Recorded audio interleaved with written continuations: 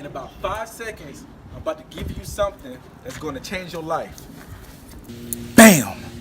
That's how you revolutionize the culture. Oh yeah, they gonna change the world now. They gonna change the world. So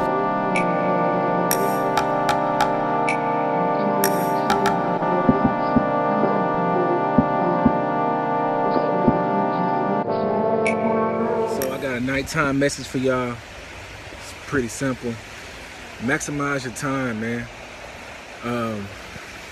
Those who are able to control their time are the ones who control their lives. Most people go through life never having control of their life.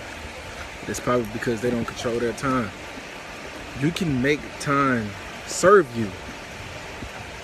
Don't be like most people who go through life becoming a slave of time.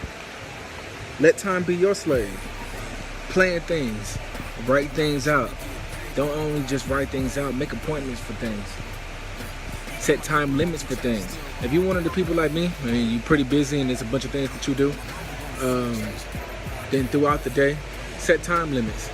Man, I'm like, oh, I only got 30 minutes to work on this video. I only got 2 hours to make sure this verse is written for this song.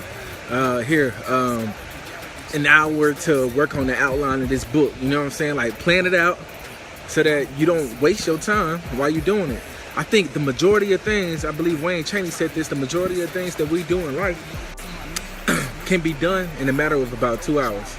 But most of us spend about 3 or 4 hours doing it because we constantly check social media, we constantly do other things, and we didn't set a time limit for the things that we wanted to do. Set a time limit, control your time, and you'll be able to control your path in life.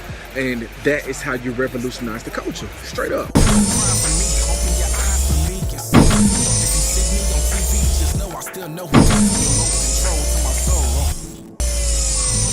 The word of God controls my soul, so I never fold like clothes. I do laundry, haters get ghost, it won't harm me.